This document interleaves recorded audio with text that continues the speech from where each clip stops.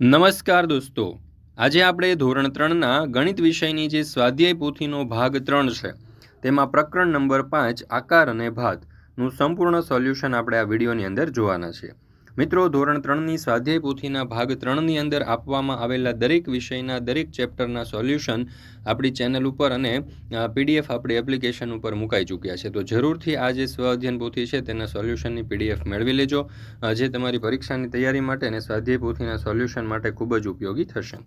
ચાલો દોસ્તો, તો શરૂ કરીએ આપણે ધોરણ 3 સ્વાધ્યાય પોથી ભાગ 3 વિષય ગણિત ચેપ્ટર નંબર 5 આકાર અને ભાત। એમાં પ્રશ્ન નંબર 1માં આપણને કહ્યું છે કે હોડી બનાવો। તો મિત્રો, અહીંયા તમે જોઈ શકો છો આપણને હોડી બનાવવાની જે રીત છે તે આપવામાં આવેલી છે। તો આ રીતે તમે હોડી બનાવી શકો છો। મિત્રો, ધોરણ 3થી 10ની જે નવી સ્વાધ્યાય પોથીઓ આવી છે એ સ્વાધ્યાય પોથીના દરેક વિષયના સોલ્યુશનની પીડીએફ તમે મેળવી શકો છો ઓશન કોચિંગ ક્લાસીસ પરથી। એપ્લિકેશનની લિંક તમને નીચે ડિસ્ક્રિપ્શન બોક્સમાં આપેલી છે। વોટ્સઅપ પર પીડીએફ મેળવવા માટે નંબર છે 7046222254। ત્યાર પછી પ્રશ્ન નંબર 2, આકારો ગણી અને ખાલી જગ્યા પૂરો અને સૂચના મુજબ રંગ પૂરો। તો અહીંયા તમે જોઈ શકો છો કે ચોરસની અંદર આપણને લાલ રંગ પૂરવાનો કયો છે। ત્યાર પછી ત્રિકોણની અંદર તમે જોશો તો પીળા રંગ પૂરવાના કયા છે। વર્તુળની અંદર લીલો રંગ અને વાદળી રંગ જે છે તે લંબચોરસની અંદર પૂરવાનો કયો છે। તો આ રીતે આપણે ઘર દોરી શકીએ। ત્યાર પછી એના ઉપરથી કેટલાક પ્રશ્નો પૂછ્યા છે આ ચિત્ર ઉપરથી। એમાં પહેલો સવાલ કે ચિત્રમાં ખાલી જગ્યા ત્રિકોણ છે, તો જવાબ આવશે 5। બીજું, ચિત્રમાં ખાલી જગ્યા વર્તુળ છે, તો જવાબ આવશે 3। ત્રીજું, ચિત્રમાં ખાલી જગ્યા લંબચોરસ છે, તો અહીંયા જવાબ આવશે 4। ચોથું, ચિત્રમાં ખાલી જગ્યા ચોરસ છે, તો જવાબ આવશે 2। ત્યાર પછી છે પ્રશ્ન નંબર 3, નીચે આપેલ આકૃતિમાં કેટલા ત્રિકોણ છે। તો પહેલી આકૃતિમાં કુલ 6 ત્રિકોણ છે અને બીજી આકૃતિમાં 5 ત્રિકોણ છે।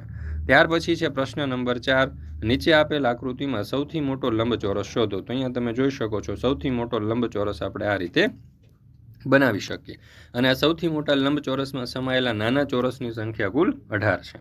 ત્યાર પછી પ્રશ્ન નંબર 5, આપેલ આકૃતિમાં કલર કરેલા ભાગ સિવાયના ચોરસથી બનતો સૌથી મોટા માપનો લંબચોરસ। તો સૌથી મોટા માપનો લંબચોરસ અહીંયા તમે જોઈ શકો છો કે આપણે આવી રીતે તૈયાર કરી શકીએ અને આ સૌથી મોટા લંબચોરસમાં સમાયેલા નાના ચોરસની સંખ્યા 16 છે। ત્યાર પછી છે પ્રશ્ન નંબર 6, ખૂણા અને અંક સાથે જોડો। તો પહેલી આકૃતિ ત્રિકોણની છે, એમાં તમે જોશો તો 3 ખૂણા હોય છે એટલે 3 સાથે જોડીએ। ત્યાર પછી એરો છે, એમાં કુલ 7 ખૂણા છે તો એને 7 સાથે જોડીએ। ત્યાર પછી પંચકોણ છે, એને આપણે 5 સાથે જોડીશું। ત્યાર પછી તમે જોશો તો અહીંયા ત્રિકોણ આપવામાં આવેલું છે, તો ત્રિકોણની અંદર 6 ખૂણાઓ છે તો એને આપણે 6 સાથે જોડીશું। ત્યાર પછી આવી આકૃતિ છે, એના 2 ખૂણા છે તો 2 સાથે જોડીશું। આકૃતિને 1 ખૂણો છે, અહીંયા તમે જોશો તો 4 ખૂણા છે અને વર્તુળને 1 પણ ખૂણો નથી એટલે 0 સાથે। ત્યાર પછી પ્રશ્ન નંબર 7, નીચે આપેલી આકૃતિઓમાંથી વક્રધારવાળી આકૃતિઓ પર ચોરસ કરો। તો અર્ધગોળ જે છે તે વક્રધારમાં આવશે। ત્યાર પછી આ કાન જેવી આકૃતિ છે એ પણ અર્ધગોળમાં આવશે। અંડાકાર આકૃતિ છે, વર્તુળ છે, એ પણ વક્રાકારમાં આવશે। ત્યાર પછી છે પ્રશ્ન નંબર 8, આપેલ આકૃતિઓની સામે તે સીધી ધારવાળી છે કે વક્રધારવાળી તે લખો। તો ત્રિકોણ જે છે તે સીધી ધારમાં આવશે। ત્યાર પછી વાદળ જે છે તે વક્રધારની અંદર આવશે। ત્યાર પછી ત્રીજી આકૃતિ જે છે એ પણ વક્રધારમાં આવશે। ચોથી આકૃતિ છે તે સીધી ધારમાં અને પાંચમી આકૃતિ છે એ પણ સીધી ધારમાં। ત્યાર પછી છે પ્રશ્ન નંબર 9, વક્રધારવાળી વસ્તુ દોરી અને તેના નામ લખો। તો પહેલી આકૃતિ જે છે વક્રધારવાળી, એનું નામ આપણે અહીંયા જગ દોરીએ। બીજી આકૃતિ પૈડું અને ત્રીજી આકૃતિ થાળી। ત્યાર પછી છે પ્રશ્ન નંબર 10, સીધી ધારવાળી વસ્તુઓ દોરી અને તેનું નામ લખો। તો પતંગ, ધજા અને ટેબલ આ થઈ ગઈ સીધી ધારવાળી વસ્તુઓ। ત્યાર પછી છે પ્રશ્ન નંબર 11, નીચેની આકૃતિ ધારની સંખ્યા લખો। તો પહેલી આકૃતિ જે છે ચોરસ, એમાં ધારની સંખ્યા 4 છે। બીજી આકૃતિની અંદર ધારની સંખ્યા 6 છે। ત્રીજી આકૃતિ જે પંચકોણની છે તેમાં ધારની સંખ્યા 5 છે। ચોથી આકૃતિ જે છે એમાં ધારની સંખ્યા 12 છે। પાંચમી આકૃતિ સ્ટાર છે, એમાં ધારની સંખ્યા 12 છે અને છઠ્ઠી આકૃતિ જે આપણને આપેલી છે એમાં ધારની સંખ્યા 12 આવશે।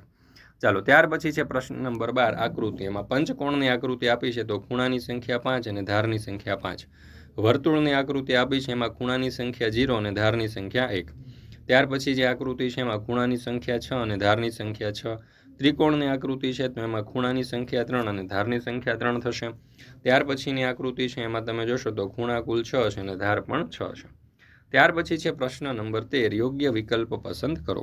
મિત્રો, હાલમાં તમે આ ધોરણ 3ની સ્વાધ્યાય પોથીના ભાગ 3ની અંદર જે ગણિત વિષયનું ચેપ્ટર આપેલા છે તે ગણિત વિષયના ચેપ્ટરનો અભ્યાસ કરી રહ્યા છો અને ગણિત વિષયના ચેપ્ટરના સોલ્યુશનની PDF તમારે એપ્લિકેશન ઉપર જોઈતી હોય તો એપ્લિકેશનમાં પણ અવેલેબલ છે, જરૂરથી મેળવી લેજો. પહેલું, 4 ખૂણા કયા આકારને હોય છે? તો જવાબ આવશે વિકલ્પ બ, ચોરસ. બીજું, પોસ્ટકાર્ડને કેટલી ધાર હોય છે? તો જવાબ આવશે વિકલ્પ ક, 4. ત્રીજું, નીચેનામાંથી શાને 4 ખૂણા હોય છે? તો જવાબ આવશે વિકલ્પ બ, લંબચોરસ. ચોથું, ચોકના બોક્સને કેટલી ધાર હોય છે? તો અહીંયા જવાબ આવશે વિકલ્પ ક, 12. પાંચમું, રમવાના દડાને કેટલા ખૂણા હોય છે? તો જવાબ આવશે અહીંયા વિકલ્પ બ, 0. છઠ્ઠું, 3 ખૂણા કયા આકારને હોય છે? તો જવાબ આવશે વિકલ્પ ડ, ત્રિકોણ. ત્યાર પછી છે પ્રશ્ન નંબર 14, નીચે આપેલી વસ્તુઓને સીધી ધારવાળી અને વક્ર ધારવાળી વર્ગીકરણ કરો.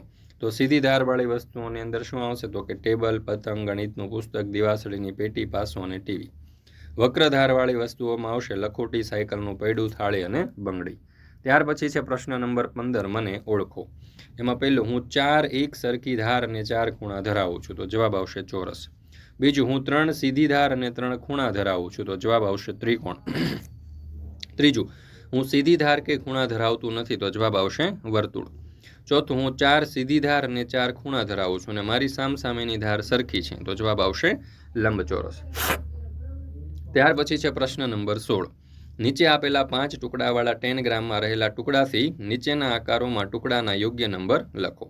ચાલો, તો અહીંયા તમે જોઈ શકો છો 1 2 3 4 એવી રીતે 5 એવી રીતે અહીંયા તમને દર્શાવવામાં આવેલા છે, બરાબર. એમાંથી બધા જ આકૃતિઓની અંદર આપણે નંબરો દર્શાવેલા છે, તમે જોઈ શકો છો. ત્યાર પછી છે પ્રશ્ન નંબર 17, એમાં કહ્યું છે કે પ્રશ્ન 16માં દર્શાવેલ 5 ટુકડાવાળા 10 ગ્રામ જુઓ અને ખાલી જગ્યા પૂરો. તો પેલું, અહીં ત્રિકોણની સંખ્યા ખાલી જગ્યા છે તો 3. બીજું, ચોરસ આકાર ખાલી જગ્યા નંબરનો છે તો જવાબ આવશે 2.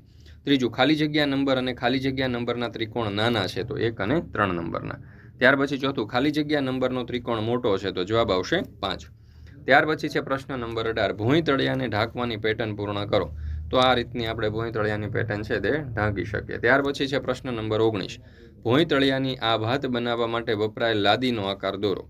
તો આ રીતે આપણે લાદીનો આકાર દોરી શકીએ. ત્યાર પછી છે પ્રશ્ન નંબર 20, પેટર્નમાં રંગ પૂરો. તો અહીંયા જે પેટર્ન આપેલી છે પેટર્નમાં આપણે આ પ્રમાણે રંગ પૂરી શકીએ. અને ત્યાર પછી પ્રશ્ન નંબર 21માં કહ્યું છે કે ત્રિકોણ, ચોરસ, ગોળ અને લંબચોરસનો ઉપયોગ કરી અને એક મનગમતું ચિત્ર બનાવો. તો અહીંયા તમે જોઈ શકો છો આપણે સરસ મજાનું ચિત્ર દોરેલું છે. તો મિત્રો, અહીંયા આપણે આ ધોરણ 3ની સ્વાધ્યાય પોથી જે છે એના ભાગ 3 છે એનું આ જે ચેપ્ટર છે તે અહીંયા પૂર્ણ કરીએ છીએ. ફરી મળીશું મિત્રો આપણે ધોરણ 3ની સ્વાધ્યાય પોથીના એક નવા પાઠના નવા સોલ્યુશન સાથે.